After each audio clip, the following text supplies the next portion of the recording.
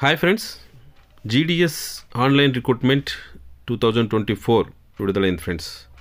అయితే దీనికి ఎవరెవరు అప్లై చేయొచ్చు అనే దానిపైన చాలామంది డౌట్స్ వ్యక్తం చేస్తున్నారు ఫ్రెండ్స్. 10th క్లాస్ పాస్ అయిన వాళ్ళే అప్లై చేయాలన్నా, ఆ 10th క్లాస్లో ఏ కోర్సులు చేసిన వాళ్ళు అప్లై చేయొచ్చు, అదేవిధంగా ఆల్రెడీ జీడిఎస్గా పనిచేస్తున్న వాళ్ళు చేయొచ్చా చేయకూడదా, ఇలాంటి డౌట్స్ అన్నీ ఉన్నాయి ఫ్రెండ్స్. సో వీటన్నిటికీ సంబంధించి క్లారిఫికేషన్ చూద్దాం ఫ్రెండ్స్. సో పోస్టల్ డిపార్ట్మెంట్లో ఉన్నటువంటి బీపీఎం, ఏబీపీఎం, డాక్ సేవక్.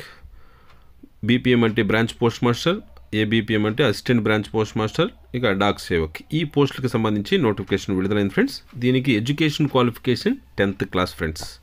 అలాగే వయసు చూసినట్లయితే 18 ఇయర్స్ కంప్లీట్ అయి ఉండాలి. 40 ఇయర్స్ లోపల ఉండేవారు అప్లై చేయొచ్చు ఫ్రెండ్స్. ఇక ఈ 10th విషయానికి వస్తే ఏ 10th క్లాసులు ఎలిజిబుల్ అని చాలామంది అడుగుతున్నారు ఫ్రెండ్స్. సో ఎస్ఎస్సి బోర్డు ఏదైతే కండక్ట్ చేస్తుందో వారందరూ కూడా ఎలిజిబుల్ ఫ్రెండ్స్. ఇలాంటి సబ్జెక్ట్స్ తీసుకోండి. కొంతమందికి 5 సబ్జెక్ట్స్ ఉంటాయి, మరి కొంతమందికి 6 ఉంటాయి. ఇట్లా ఏ విధముగా అయినా సరే ఎస్ఎస్సి బోర్డు కండక్ట్ చేసినటువంటి 10th క్లాస్ ఎగ్జామినేషన్ అనేటువంటిది ఎవరైతే పాస్ అయింటారో వారందరూ కూడా అప్లై చేయొచ్చు ఫ్రెండ్స్. ఇక అదేవిధంగా మనకి రకరకాల సిలబసెస్ కూడా ఉంటాయి ఫ్రెండ్స్. స్టేట్ సిలబస్ ఉంటుంది, సెంట్రల్ సిలబస్ ఉంటుంది, అలాగే ఇంటర్నేషనల్ సిలబస్ ఉంటుంది ఫ్రెండ్స్. వీటిల్లో ఏ సిలబస్లో మీరు 10th క్లాస్ పాస్ అయినా సరే మీరు అప్లై చేసుకోవచ్చు ఫ్రెండ్స్. సో అది స్టేట్ సిలబస్ అయినా, సెంట్రల్ సిబిఎస్ఈ అయినా, అలాగే ఈసీఎస్ అని ఉంటుంది ఫ్రెండ్స్, మన ఇంటర్నేషనల్కి సంబంధించినటువంటి బోర్డు. సో దేంట్లో అప్లై చేస్తున్నా సరే మీరు అప్లై చేయొచ్చు ఫ్రెండ్స్. ఇకపోతే కొంతమందికి మార్క్స్ ఇచ్చుంటారు, మరి కొంతమంది గ్రేడ్స్ ఇచ్చుంటారు, మరి కొంతమందికి పాయింట్స్ ఇస్తూ ఉంటారు ఫ్రెండ్స్. సో ఇలాంటి వాటిలో ఎవరు అప్లై చేయొచ్చు? ప్రతి ఒక్కరూ అప్లై చేయొచ్చు ఫ్రెండ్స్. మీకు మార్క్ లిస్ట్లో, ఎస్ఎస్సి మార్క్ లిస్ట్లో మార్కులు ఉన్న అప్లై చేయొచ్చు, గ్రేడ్స్ ఉన్న అప్లై చేయొచ్చు, పాయింట్స్ ఉన్నా కూడా అప్లై చేయొచ్చు ఫ్రెండ్స్.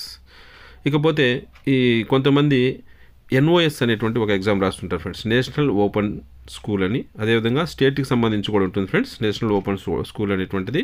సో ఇది సెంట్రల్ వాళ్ళు కండక్ట్ చేస్తారు, స్టేట్ వాళ్ళు కండక్ట్ చేస్తుంటారు. సో ఇలా పాస్ అయిన వాళ్ళు కూడా ఈ జీడిఎస్ పోస్టులకి అప్లై చేయొచ్చు అని అడుగుతున్నారు. సో అది కూడా అప్లై చేయొచ్చు ఫ్రెండ్స్, అందులో ఎటువంటి అభ్యంతరం లేదు ఫ్రెండ్స్. ఇకపోతే ఫెయిల్ అయ్యింది కంపార్ట్మెంట్లో పాస్ అయిన వాళ్ళు ఉంటారు, వారు అప్లై చేయొచ్చా? వారు కూడా చేయొచ్చు ఫ్రెండ్స్. సో 10th క్లాస్ ఏ రూపాన పాస్ అయినా సరే వారందరూ కూడా ఈ జీడిఎస్ పోస్టులకి అప్లై చేయొచ్చు ఫ్రెండ్స్.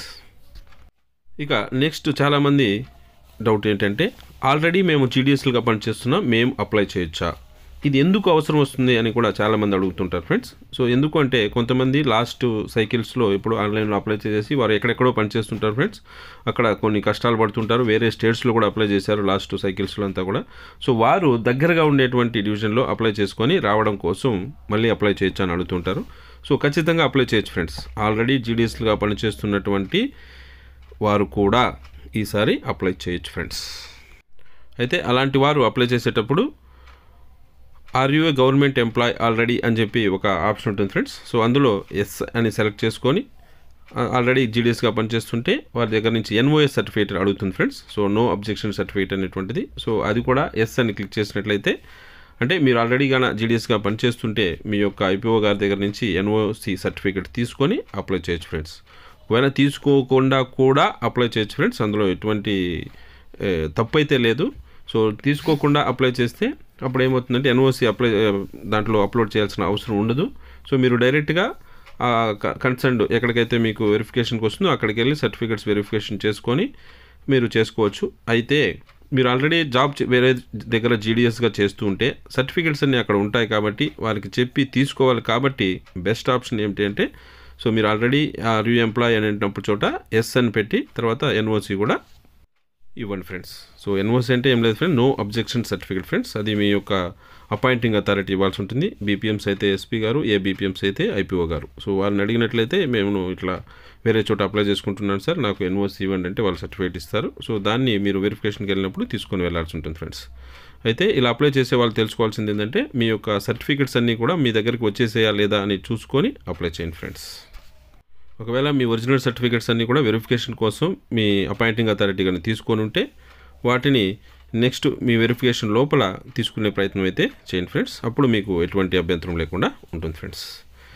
ఇక ఈ జీడిఎస్ పోస్ట్కి అప్లై చేసేటప్పుడు ఎలాంటి సర్టిఫికేట్స్ అన్నీ కావాలి, వాటిని ఎక్కడి నుంచి తెచ్చుకోవాలి, ఎవరు ఇష్యూ చేసిన సర్టిఫికేట్స్ అయితే వ్యాలిడ్ అవుతాయి అనే దానిపైన, అలాగే ఎవరెవరు ఎక్కడెక్కడికి అప్లై చేయొచ్చు అనే రెండింటి విషయాలపైన నా నెక్స్ట్ వీడియోస్లో తెలియజేస్తాను ఫ్రెండ్స్. సో అది ఫ్రెండ్స్, సో మరొక మంచి అప్డేట్తో మళ్ళీ మీ ముందుకు వస్తాను. అంతవరకు సెలవు.